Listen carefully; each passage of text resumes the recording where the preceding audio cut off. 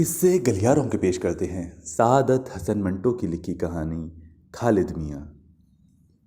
मुमताज़ ने सुबह सवेरे उठकर हस्बे मामूल तीनों कमरों में झाड़ू दिया। कोने खुदरों से सिगरेट के टुकड़े, माचिस की जली हुई तीलियां और इसी तरह की और कई चीज़ें ढूंढ ढूंढ कर निकाली। जब तीनों कमरे अच्छी तरह साफ हो गए तो उसने इत्मीनान का सांस लिया। उसकी बीवी बाहर सहन में सो रही थी, बच्चा पगोड़े में था। हर रोज सुबह सवेरे उठकर वो खुद सिर्फ इसलिए तीनों कमरों में झाड़ू देता था कि उसका लड़का अब चलने फिरने लगा था और आम बच्चों की मानिंद हर चीज जो उसके सामने पड़ी होती थी उठाकर मुंह में डाल लेता था। वो हर रोज तीनों कमरे बड़े एहतियात से साफ करता, मगर उसको हैरत होती जब खालिद फर्श पर से अपने छोटे छोटे नाखूनों की मदद से कोई न कोई चीज उठा लेता। फर्श का पलस्तर कई जगह उखड़ा हुआ था और उन जगहों में कूड़े करकट के छोटे छोटे जर्र फंस जाते थे। वो अपनी तरफ से पूरी सफाई करता, मगर कुछ न कुछ बाकी रह जाता जो उसका पलोठी का बेटा खालिद, जिसकी उम्र अभी 1 बरस की नहीं हुई थी, उठाकर अपने मुंह में डाल लेता। उसको सफाई का खप्त हो गया था। अगर वो खालिद को कोई चीज़ फर्श पर से उठाकर अपने मुंह में डालते हुए देखता तो खुद को मुलजिम समझता, अपने आप को दिल ही दिल में कोसता कि उसने क्यों बदएहतियाती की। खालिद से उसको प्यार ही नहीं, इश्क था। लेकिन अजीब बात है कि ज्यों ज्यों खालिद की पहली सालगिरह का दिन नज़दीक आ रहा था, उसका ये वहम यकीन की सूरत इख्तियार कर रहा था कि उसका बेटा 1 साल का होने से पहले पहले मर जाएगा। अपने खौफनाक वहम का जिक्र वो अपनी बीवी से भी कर चुका था। उसके मुत्तलिक ये मशहूर था कि वो औहाम का बिल्कुल कायल नहीं है। उसकी बीवी ने जब पहली बार उसके मुंह से ऐसी बात सुनी थी तो कहा था, आप और ऐसे वहम, अल्लाह के फजलो करम से हमारा बेटा 100 साल जिंदा रहेगा। मैंने उसकी पहली सालगिरह के लिए ऐसा एहतिमाम किया है कि आप दंग रह जाएंगे। बीवी की बात सुनकर उसके दिल को एक धक्का सा लगा था। वो कब चाहता था कि उसका बेटा जिंदा ना रहे, लेकिन वो अपने वहम का क्या इलाज करे। खालिद बड़ा तंदुरुस्त बच्चा था। सर्दियों में जब एक दफा नौकर उसको बाहर सैर कराने के लिए ले गया था तो वापस आकर उसने उसकी बीवी से कहा था, बेगम साहब, आप खालिद मियाँ के गालों पर सुर्खी न लगाया करें, किसी की नजर लग जाएगी। नौकर की बात सुनकर उसकी बीवी बहुत हंसी थी। बेवकूफ, मुझे क्या जरूरत है सुर्खी लगाने की? माशाअल्लाह, खालिद के गाल तो कुदरती लाल हैं। गुज़िश्ता सर्दियों में खालिद के गाल बहुत सुर्ख रहे थे, मगर अब गर्मियों में कुछ जर्दिमाइल हो गए थे। खालिद को पानी में खेलने का बहुत शौक था। जब वो सुबह अंगड़ाई लेकर उठता और बोतल में भरा हुआ दूध पी लेता तो दफ्तर जाने से पहले वो उसको पानी की बाल्टी में खड़ा कर देता। खालिद देर तक पानी के छींटे उड़ाता रहता। वो और उसकी बीवी खालिद को देखते रहते और बहुत खुश होते। उसकी खुशी में गम का एक बरकी धक्का सा जरूर होता।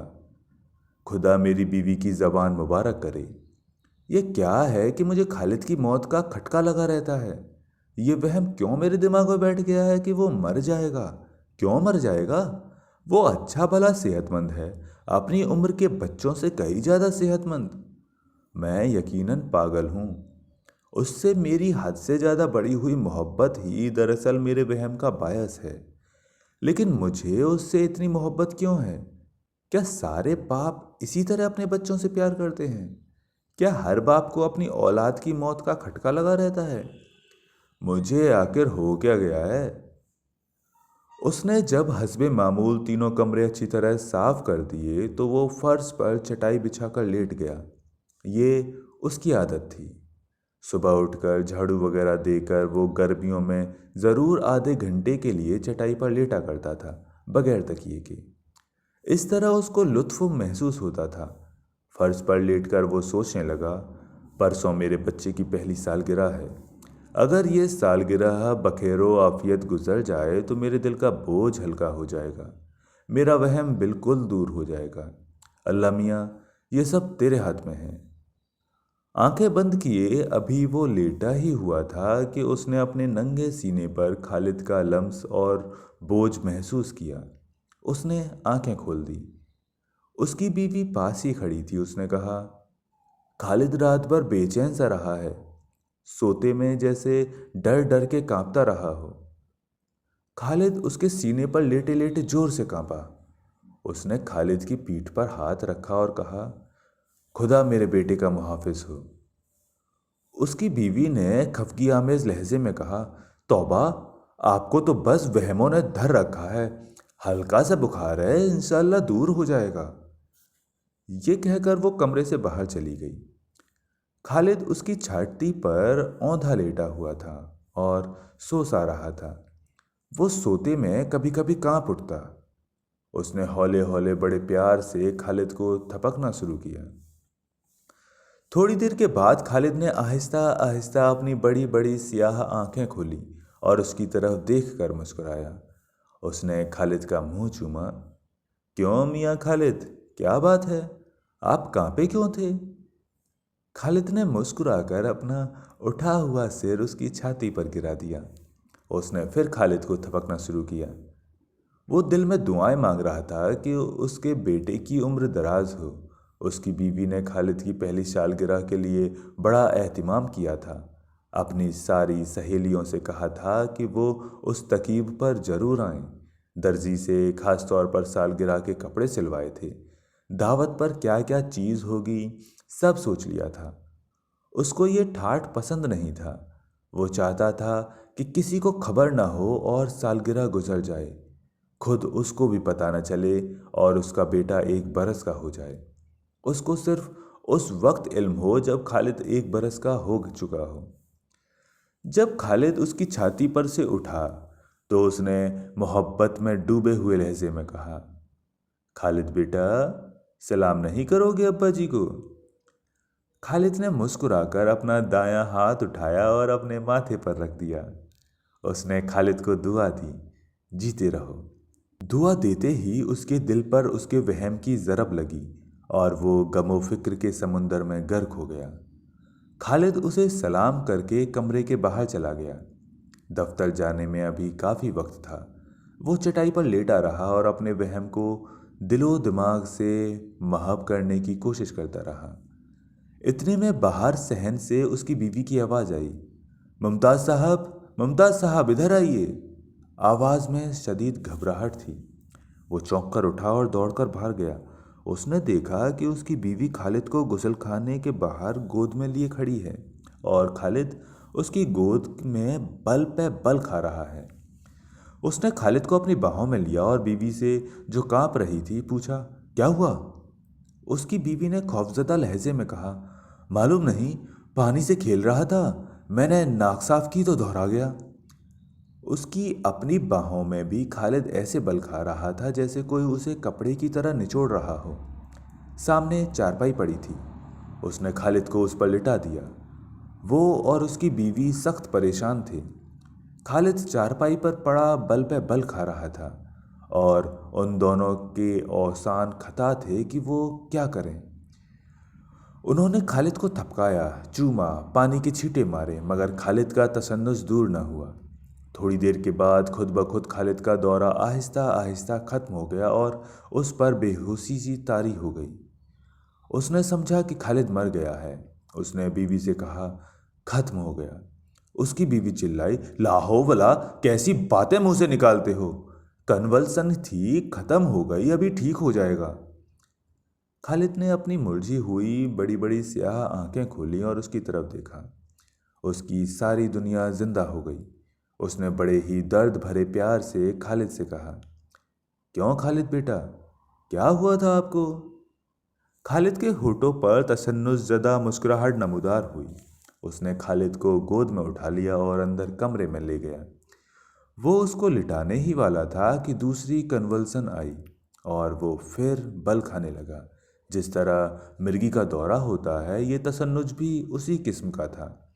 उसको महसूस हुआ कि खालिद नहीं, बल्कि वो खुद उस जजियत के सिकंजे में कसा जा रहा है।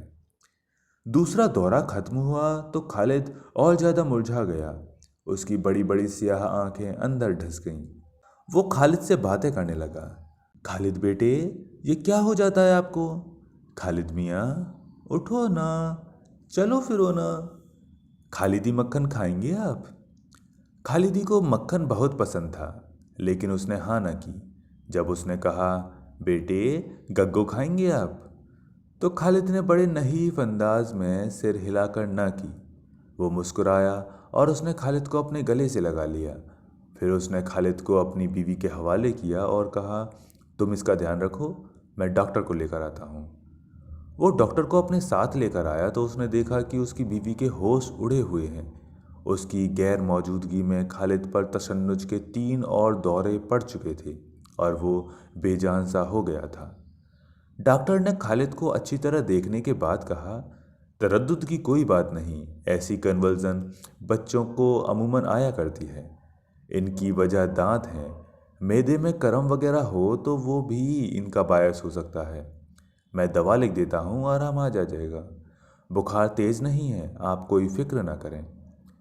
वो दफ्तर न गया और सारा दिन खालिद के पास बैठा रहा। डॉक्टर के जाने के बाद खालिद को 2 मर्तबा और दौरे पड़े और वो निढाल लेटा रहा। शाम हो गई तो उसने सोचा, शायद अब अल्लाह का फजल हो जाए। बहुत देर से कोई कन्वर्जन नहीं आई है। खुदा करे रात इसी तरह कट जाए। उसकी बीवी भी खुश थी। अल्लाह ताला ने चाहा तो कल मेरा खालिद दौड़ता फिरेगा। रात को मुकर्ररा औकात पर खालिद को दवा देनी थी, इसलिए वो चारपाई पर न लेटा कि कहीं सो न जाए।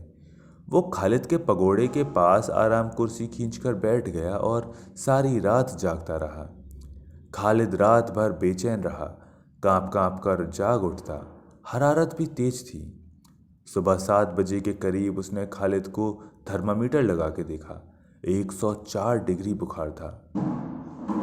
डॉक्टर बुलाया तो डॉक्टर ने कहा, तरद्दुद की कोई बात नहीं, ब्रोंकाइटिस है, मैं नुस्खा लिख देता हूँ, 3-4 रोज में आराम आ जाएगा। डॉक्टर नुस्खा लिखकर चला गया तो वो दवा बनवा लाया। उसने खालिद को एक खुराक तो पिलाई मगर उसको तस्कीन न हुई। 10 बजे के करीब वो एक बड़े डॉक्टर को ले आया।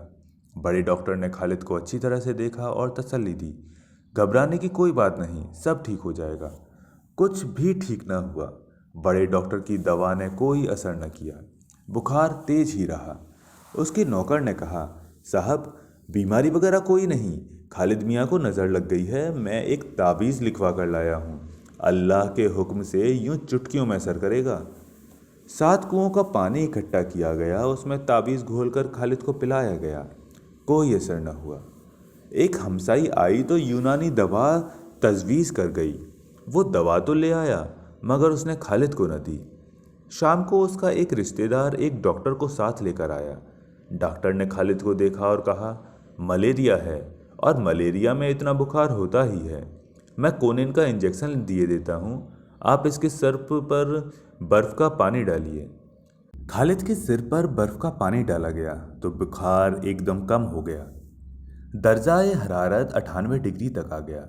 उसकी और उसकी बीवी की जान में जान आई। लेकिन थोड़े ही अरसे में बुखार फिर तेज हो गया। उसने थर्मामीटर लगाकर देखा, दर्जाए हरारत फिर 104 तक पहुंच गया था। हमसाई फिर आई। उसने खालिद को मायूस नज़रों से देखा और उसकी बीवी से कहा, बच्चे की गर्दन का मनका टूट गया है। उसका दिल बैठ गया। उसने नीचे कारखाने से अस्पताल फ़ोन किया। जवाब मिला कि वो मरीज को ले आए। उसने फ़ौरन तांगा मंगवाया, खालिद को गोद में उठाया, बीवी को साथ बिठाया और अस्पताल का रुख किया। वो सारा दिन पानी पीता रहा था मगर प्यास थी कि बुझती ही नहीं थी। अस्पताल जाते हुए रास्ते में उसका हलक बेहद खुश्क हो गया। उसने सोचा कि उतरकर किसी दुकान से एक गिलास पानी पी ले, लेकिन खुदा मालूम कहाँ से एकदम एक वहम उसके दिमाग में आन टपका। देखो, अगर तुमने पानी पिया तो तुम्हारा खालिद मर जाएगा। उसका हलक सूख के लकड़ी हो गया मगर उसने पानी न पिया। उसने सिगरेट सुलगा लिया। 2 कश लेने के बाद उसने सिगरेट फेंक दिया कि उसका दिमाग में एक और वहम गूंजा था, मुमताज़ सिगरेट न पियो वरना तुम्हारा बच्चा मर जाएगा। उसने तांगा ठहराया और सोचा, ये क्या हिमाकत है। ये वहम वगैरह सब फिजूल है। सिगरेट पीने से बच्चे पर क्या आफत आ सकती है। तांगे से उतरकर उसने सड़क पर से सिगरेट उठा लिया। वापस तांगे में बैठकर जब उसने कश लेना चाहा तो किसी नामालूम ताकत ने उसको फिर रोका। नहीं मुमताज, नहीं, ऐसा ना करो, खालिद मर जाएगा। उसने सिगरेट जोर से फेंक दिया। तांगे वाले ने घूर के उसको देखा। उसने महसूस किया कि तांगे वाले को उसकी दिमागी कैफियत का इल्म है और वो उसका मजाक उड़ा रहा है। अपनी खिफ़्फ़त दूर करने की खातिर उसने तांगे वाले से कहा, सिगरेट खराब हो गया था। ये कहकर उसने जेब से पैकेट निकालने के बाद एक नया सिगरेट निकाल लिया, मगर सुलगाने के ख्याल ही से डर गया। उसके दिलो दिमाग में एक हलचल सी मच गई। इदराक कहता था कि सब ओहाम फिजूल हैं, मगर कोई ऐसी आवाज़ थी, कोई ऐसी ताकत थी जो उसकी मंतक, उसके इस्तिदलाल, उसके इदराक पर गालिब आ जाती थी। तांगा अस्पताल के फाटक में दाखिल हुआ तो उसने सिगरेट उंगलियों में मसल कर फेंक दिया। उसको अपने ऊपर बहुत तरस आया कि वो ओहाम का गुलाम बन गया है। अस्पताल वालों ने फौरन ही खालिद को दाखिल कर लिया। डॉक्टर ने उसको देखने के बाद कहा, ब्रोकोनोमिनिया है, हालत मखदूश है। खालिद बेहोश था। उसकी बीवी खालिद के सिरहाने बैठी वीरान निगाहों से उसको देख रही थी। उसको सख्त प्यास लग रही थी। कमरे के साथ ही गुसलखाना था। नल खोलकर वो ओक से पानी पीने लगा तो फिर वही वहम उसके दिमाग में गूंजा, मुमताज़, ये क्या कर रहे हो तुम? पानी मत पियो, तुम्हारा खालिद मर जाएगा। उसने दिल ही दिल में उस वहम को गाली दी और इंतकामन इतना पानी पिया कि उसका पेट अफर गया। पानी पीकर वो गुसलखाने से बाहर आया तो उसने देखा उसका खालिद उसी तरह मुरझाया हुआ और बेहोश अस्पताल के आहनी पलंग पर पड़ा है। उसने चाहा कहीं भाग जाए, उसके होशो हवास गायब हो जाएं, खालिद अच्छा हो जाए और उसके बदले खुद वो नमूनिया में गिरफ्तार हो जाए। उसने महसूस किया कि खालिद अब पहले से ज़्यादा जर्द है।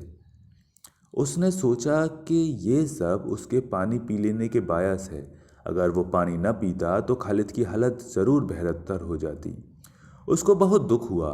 उसने खुद को बहुत लानत मलानत की, मगर फिर उसको ख्याल आया कि जिसने वो सब ऊटपटांग बातें सोची थीं वो नहीं, कोई और था।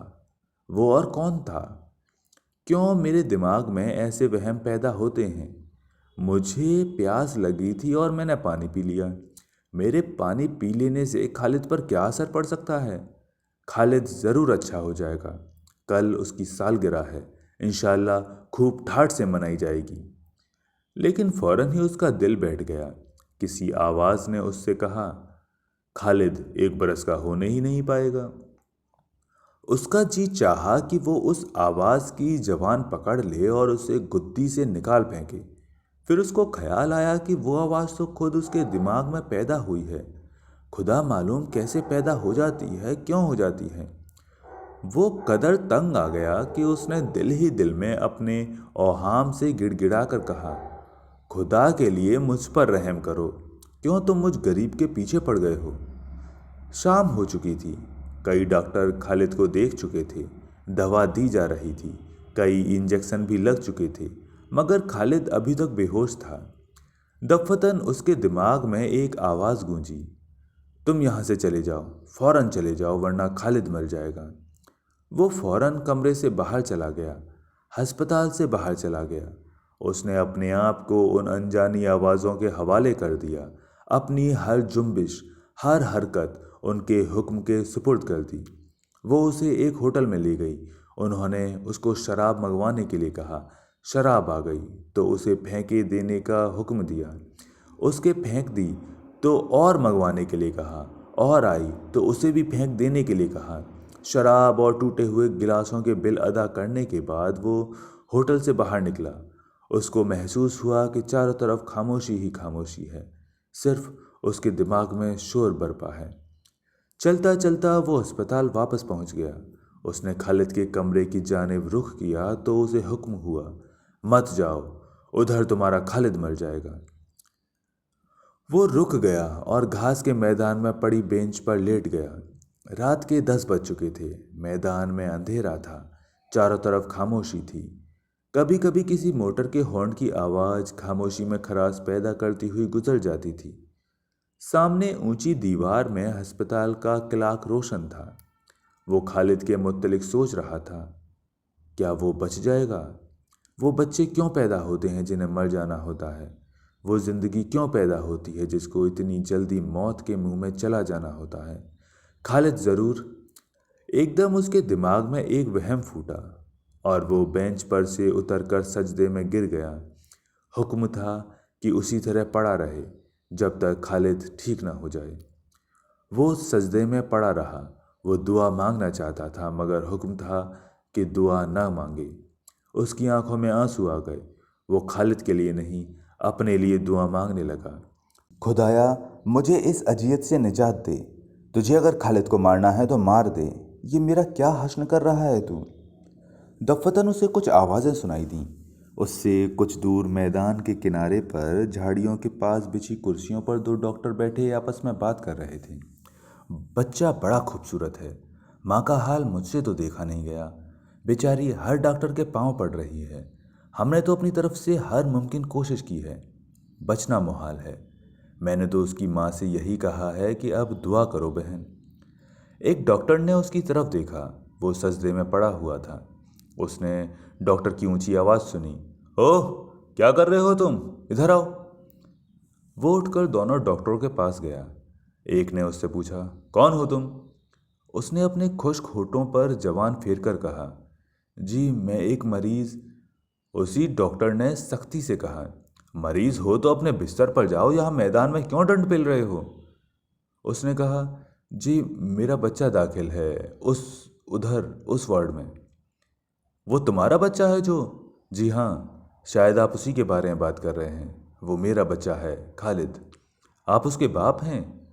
उसने अपना गमो अधो से भरा हुआ सिर हिलाया। जी हाँ, मैं उसका बाप हूँ। उसी डॉक्टर ने कहा, आप यहाँ क्या कर रहे हैं? जाइए कमरे में, आपकी वाइफ बहुत परेशान है। जी अच्छा, कहकर वो बार्ड की तरफ बढ़ा। चंद सीढ़ियाँ चढ़कर जब वो बरामदे में पहुंचा तो उसने देखा कि कमरे के बाहर उसका नौकर रो रहा है।